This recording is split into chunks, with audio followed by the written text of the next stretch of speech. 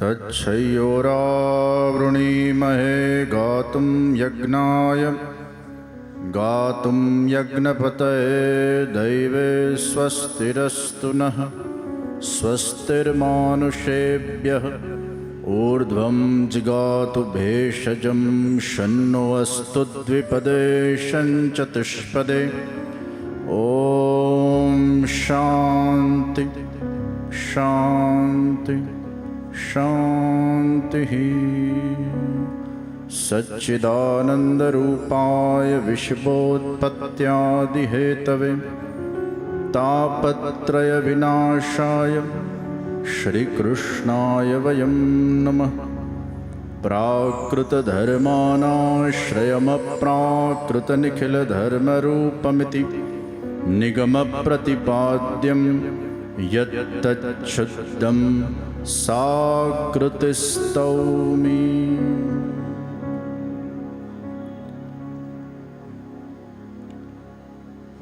વડતાલ ધામ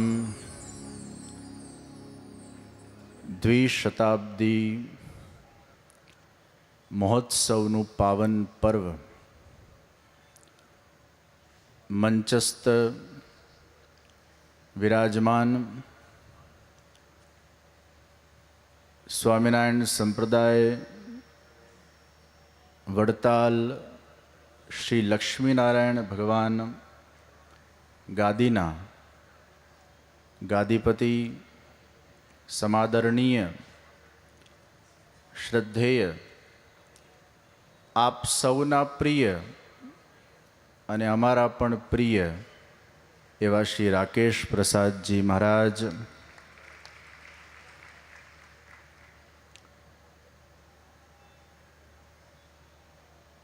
chairman નિત્ય સ્વરૂપ સ્વામીજી, આચાર્ય પરિવાર પૂજ્ય લાલજી મહારાજ, સૌરભ પ્રસાદજી, દ્વિજેન્દ્ર પ્રસાદજી,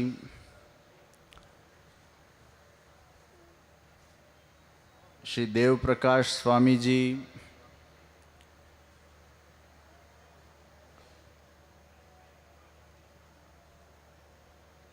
ભારતના નેતૃત્વની જ્યારે વાત આવે ત્યારે આપણે આપણા વડાપ્રધાન નરેન્દ્રભાઈ મોદીજીને યાદ કરીએ અને ભારતીય રાજનીતિના ચાણક્યની વાત આવે ત્યારે ગૃહમંત્રી અમિતભાઈ શાહને યાદ કરીએ. એમ વડતાલ ધામના સફળ નેતૃત્વવાળા ચાણક્ય એ નૌતમ સ્વામીજી, શ્રી માધવ પ્રિયદાસજી, સર્વ સંતગણ, શ્રી જ્ઞાનજીવનદાસજી, દેશ વિદેશથી ઉપસ્થિત થયેલા સર્વ આમંત્રિત મહેમાનો અને આપ બધા જ ઉત્સાહી હરિભક્તો, લગભગ 13 વર્ષ પછી પુનઃ વડતાલ ધામમાં આવવાનું સૌભાગ્ય પ્રાપ્ત થયું.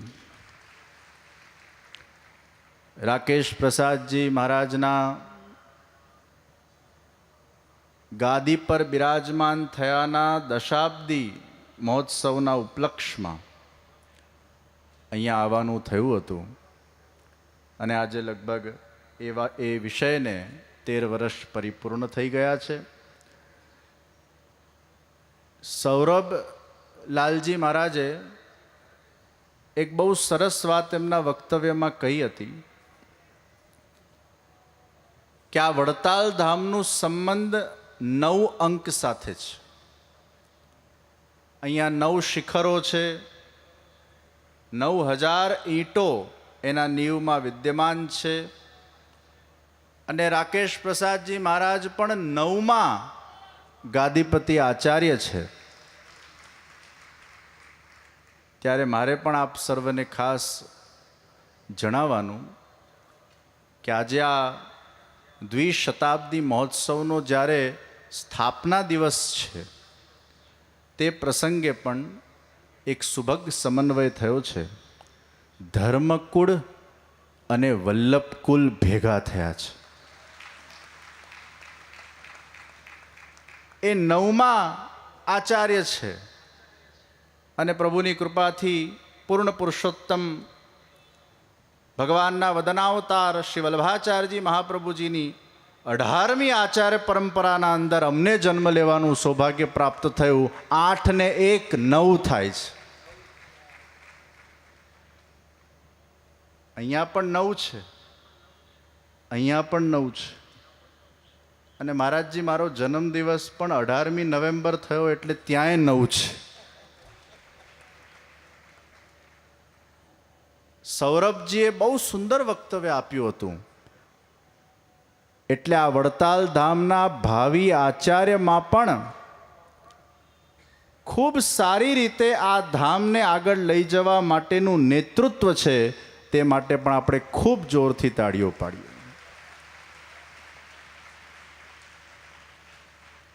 આ વડતાલ ધામ જ્યારે આપણે અહીંયા દર્શન કરીએ ત્યારે પરમ શાંતિનો અનુભવ થાય છે. વડતાલ ધામની આત્મા એ લક્ષ્મીનારાયણ ભગવાન છે, સ્વામિનારાયણ ભગવાન છે. તો વડતાલ ધામનું મુખ એ શિક્ષાપત્રી છે. આ વડતાલ ધામનું હૃદય એ આચાર્ય મહારાજ છે. તો આ વડતાલ ધામની શ્વાસો એ પોતાના જીવનને ચંદનના લાકડાના જેમ ઘસીને પોતાની સેવાઓની સુગંધ ફેલાવતા આ બધા જ સંતો છે. આ વડતાલ ધામના હાથ અને પગ એ તન મન અને ધનથી સંપૂર્ણ રીતે સ્વામિનારાયણ સંપ્રદાય માટે, આ વડતાલ ધામ માટે સમર્પિત થયેલા, દિવસ રાત જોયા વગર કાર્ય કરવાવાળા કાર્યકર્તાઓ છે. તો આ વડતાલ ધામ રૂપી જે અલૌકિક દેહ છે એનું શૃંગાર એ આપ સૌ હજારો દેશ વિદેશમાં વસતા હરિભક્તો છો. જેમ ભગવાન શુકદેવજીએ ભગવાનના વિરાટ સ્વરૂપની બહુ સુંદર પરિકલ્પના કરી કે જેનું આપણે ધ્યાન ધરી શકીએ, તો એમાં એમને કહ્યું કે આ વાદળાઓ એ ભગવાનના કેશ છે, આ રૂવાટાઓ એ ભગવાન, આ વૃક્ષો એ ભગવાનના રૂવાટા છે, આ નદીઓ એ ભગવાનની નાડી છે, સૂર્ય એ નેત્ર છે, નેત્રનું નિમેષ અને ઉન્મેષ એ જ દિવસ ને રાત્રિ છે.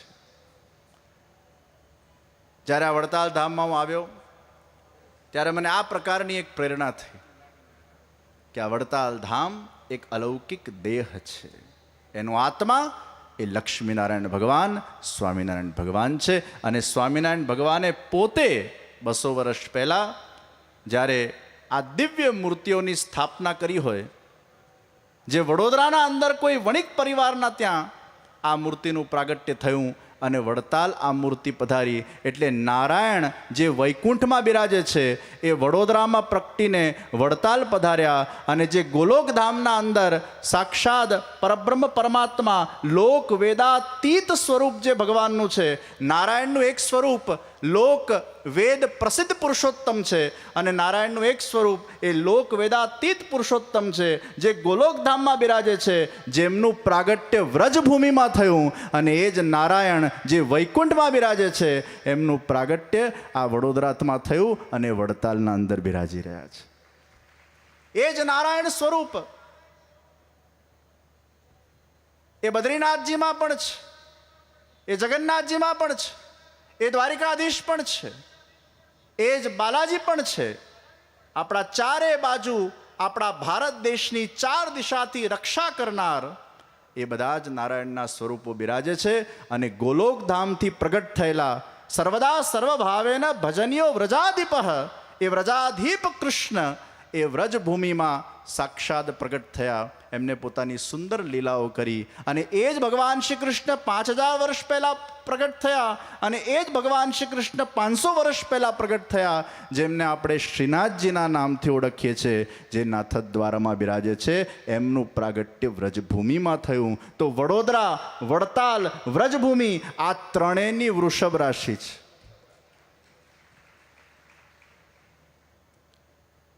સહજાનંદ સ્વામીજી મહારાજ, ભગવાન સ્વામિનારાયણ, જેમને શ્રી વલ્લભાચાર્યજી મહાપ્રભુજીના દિવ્ય સિદ્ધાંતો, એમની ઉત્સવ પ્રણાલિકા માટે ખૂબ માન હતું. 83 થી લઈને 120મી શિક્ષાપત્રી અગર તમે વાંચો, એમાં ઠેર ઠેર ભગવાન શ્રી કૃષ્ણની વાત એ સહજાનંદ સ્વામી મહારાજ ભગવાન સ્વામિનારાયણે કરી છે.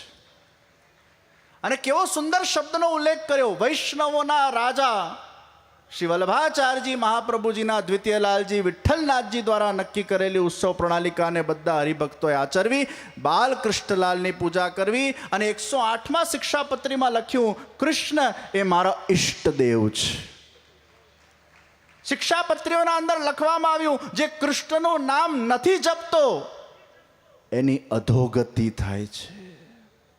આટલું બધું ભગવાન શ્રી કૃષ્ણ માટેનો આદર, માન, પ્રેમ ભાવ એ શ્રી વલ્લભાચાર્યજી મહાપ્રભુજી, જે ભગવાન શ્રી કૃષ્ણના વદનાવતાર પૂર્ણ પુરુષોત્તમ સ્વરૂપ, જે પ્રસ્થાન ત્રયનો વિષય હતો, એમાં મહાપ્રભુજી પ્રસ્થાન ત્રયને આગળ વધારતા પ્રમાણ ચતુષ્ટય, વેદાહ શ્રી કૃષ્ણ વાક્યાણી વ્યાસ સૂત્રાણી ચૈવહી સમાધિ ભાષા વ્યાસસ્ય પ્રમાણમ તચ્ચતુષ્ટયમ. જે ભગવાન શ્રી કૃષ્ણની આટલી સુંદર લીલાઓ શ્રીમદ ભાગવતના અંદર વર્ણાયેલી છે, જે ભગવાન શ્રી કૃષ્ણ પૂર્ણ પુરુષોત્તમ છે, વ્યાસજીને પણ બધા પુરાણોની રચના કર્યા પછી પણ સંતોષ ન થયો અને ભાગવતની રચના પછી એમને સંતોષ થયો, ત્યારે એ ભાગવતને આપણે કઈ રીતે ભૂલી જવાય? એટલે જ કીધું, વેદ, કૃષ્ણ વાક્યાણી, બ્રહ્મસૂત્ર અને ભાગવત આપણા સનાતન હિન્દુ વૈદિક ધર્મના 4 મુખ્ય પ્રમાણભૂત ગ્રંથો છે. વેદના અસ્પષ્ટ વિષયો એ ભગવદ્ ગીતામાં સ્પષ્ટ થયા, ભગવદ્ ગીતાના અસ્પષ્ટ વિષયો એ બ્રહ્મસૂત્રમાં સ્પષ્ટ થયા અને બ્રહ્મસૂત્રના અસ્પષ્ટ વિષયો એ શ્રીમદ ભાગવતજીના અંદર સ્પષ્ટ થયા છે. એ વલ્લભાચાર્યજી મહાપ્રભુજી, જે ભગવાન શ્રી કૃષ્ણના જ અવતાર, એમના માટે સહજાનંદ સ્વામી મહારાજ સ્વામિનારાયણ ભગવાનને ખૂબ ભાવ, એ જ રીતે ભગવાન શ્રી કૃષ્ણ માટે પણ ખૂબ ભાવ. અને એ જ નારાયણ લક્ષ્મીજી સાથે જ્યારે અહીંયા વિરાજમાન થયા છે. ભગવાન તો બધે જ છે. સર્વતઃ પાણીપાદાંતમ સર્વતોક્ષ શિરોमुखम सर्वतः श्रुतिमन लोके सर्वमावृत्य तिष्ठति. ईश्वर कहाँ नहीं है? और इसलिए भागवत जी के प्रहलाद चरित्र में हम देखते हैं कि થાંભલામાંથી પણ પ્રહલાદની શ્રદ્ધા હતી કે અહીંયા ભગવાન છે અને થાંભલામાંથી ભગવાન પ્રગટ થયા. જો થાંભલામાંથી ભગવાન પ્રગટ થઈ શકે તો 200 વર્ષથી જે મૂર્તિની પૂજા થઈ હોય એમાં ભગવાનનો કેવો સાક્ષાત્કાર થતો હશે. એક ટેડીબેરને પણ પોતાના સાથે રાખવાથી અગર ટેડીબેરના અંદર પણ અટેચમેન્ટ થઈ જાય તો સાક્ષાત ભગવાનની પ્રાણ પ્રતિષ્ઠિત મૂર્તિના દર્શન કરવાથી, સ્મરણ કરવાથી, નિધિધ્યાસન કરવાથી, એ મૂર્તિનું સંકીર્તન કરવાથી એ ભગવાનના અંદર અટેચમેન્ટ કે ભગવાનના અંદર ભાવ કેમ પેદા ન થઈ શકે? ભગવાન તો બધે જ છે. જેમ હવા બધે જ છે, પણ પંખો જ્યારે ચલાવીએ ત્યારે એનું કોન્સન્ટ્રેટેડ વર્ઝન આપણને પ્રાપ્ત થાય. એમ બ્રહ્મ તો બધે જ છે, પરંતુ એ બ્રહ્મ, એ પરમાત્મા, એ ભગવાન જ્યારે કોઈ મૂર્તિમાં કે સ્વરૂપમાં સ્થાપિત થઈ જાય છે ત્યારે એ કોન્સન્ટ્રેટેડ ભગવાનનો અનુભવ આપણને થવા લાગે છે. પ્રિયજનો, આ લક્ષ્મીનારાયણ ભગવાન અહીંયા બિરાજમાન થઈને આપ સૌ ઉપર ખૂબ ખૂબ કૃપા કરે. આપ સૌ અલૌકિકતામાં આગળ વધો. આપ સર્વના જીવનના અંદર દિવ્યતા આવે. આપ સર્વના મનોરથો ભગવાન પૂર્ણ કરે. અને વડતાલ ધામનો જે રીતે આ દ્વિશતાબ્દી મહોત્સવ ખૂબ મોટા પાયે આયોજિત થયું, આ જ રીતે ભવિષ્યના અંદર પણ આવા આયોજનો થતા રહે. આપ સૌ હરિભક્તો, આપ જ્યાં જોડાયેલા છો ત્યાં આપની અનન્યતા રાખજો. હિન્દુ ધર્મ એ સ્કૂલ છે તો સંપ્રદાય કોલેજ છે. જે જીવ કે જે વિદ્યાર્થી જે ફેકલ્ટીનો હશે એ ત્યાં જ જવાનો છે. વૈષ્ણવ સંપ્રદાયમાં કોઈ પુષ્ટિ માર્ગનો જીવ હશે તો પુષ્ટિ માર્ગમાં જ જશે. જે સ્વામિનારાયણનો હશે અને વડતાલનો જીવ હશે એ વડતાલમાં જ જશે. જે જીવ જ્યાંનો છે ત્યાં જશે. પણ એક વસ્તુ યાદ રાખજો, એક સાદે સબ સદે, સબ સાદે સબ જાય, પ્રેમ ગલી અતિ સાંકડી, જામે દઉ ન સમાય.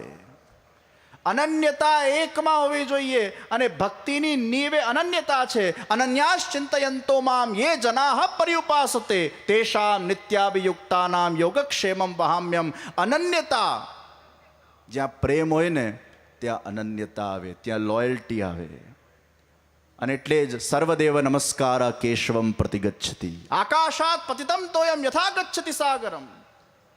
તુલસીદાસજી પણ કીધું, તુલસી મસ્તક તબ ઝુકે જબ ધનુષ બાન લ્યો હાથ. એમની અનન્યતા રામમાં હતી. મીરાબાઈએ કીધું, મીરા કે ગિરધર નાગર દૂસરો ન કોઈ. તો દૂસરોનો કોઈ એટલે કોઈ બીજા દેવી દેવતાઓનો અનાદર નથી, પરંતુ આદર સબકો દો, પ્રેમ એક કો કરો. આપણી અનન્યતા આપણે જ્યાં છીએ ત્યાં સંપૂર્ણ રાખીએ. આપ કોઈ પણ સંપ્રદાયના ધર્માવલંબી હો, જે પણ આપનો ઈષ્ટદેવ હોય, તેમાં આપની પૂર્ણ અનન્યતા રાખજો. તો આપને ભગવાનનો અને ગુરુ કૃપાથી દિવ્ય અલૌકિક નિશ્ચિત અનુભવ થશે અને આપના જીવનનો પણ ઉદ્ધાર થશે. ફ્લાઇટમાં પણ એક ફ્લાઇટમાં તમે વારંવાર જાઓ ને તો પોઈન્ટ્સ મળે અને આગળ જતાં મફતની ટિકિટ મળે. પણ બહુ બધી ફ્લાઇટ બદલ કરો ને તો ક્યારે પણ મફતની ટિકિટ પ્રાપ્ત ન થાય. એક ધર્મ, एक संप्रदाय, एक इष्ट देव, एक गुरु, एक ही होना चाहिए. तब ही व्यक्ति फोकस्ड होकर अपने आध्यात्मिक पथ पर आगे बढ़ते हुए अपने जीवन के अंदर उन्नत मार्ग पर आगे बढ़ते हुए कुछ पा सकता है, कुछ हासिल कर सकता है और उसका आत्मकल्याण गुरु और हरि की कृपा से कर सकता है. આજના દિવસે વિશેષ કંઈ નહીં કહેતા, ફરી એકવાર શ્રી રાકેશ પ્રસાદજી મહારાજ અને દેવપ્રકાશજી, સંત વલ્લભ સ્વામી અને કથાવાચક નિત્ય સ્વરૂપદાસજી, જ્ઞાનજીવનદાસજી સહિતના બધા જ સંતોને આ પ્રસંગે ખૂબ ખૂબ મારા સાધુવાદ, ખૂબ ખૂબ મારી શુભેચ્છાઓ. આપ સર્વ હરિભક્તોને પણ ખૂબ ખૂબ મારા અંતરની શુભેચ્છાઓ સાથે મારા વક્તવ્યને વિરામ આપું છું. શુભમ ભવતુ.